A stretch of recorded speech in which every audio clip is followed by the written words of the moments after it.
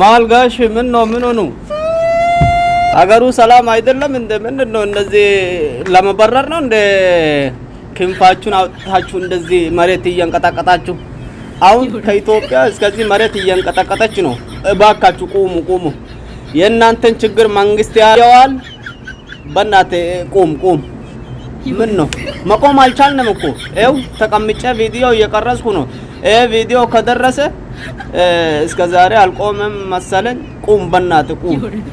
ያንተን ችግር መንግስት ያያዋል እኛም እናገሰዋለን ኧረ በእናትህ እርሶ ምን ሆኑ ጤነኛ አይደለሁም እንዴ ምን ነው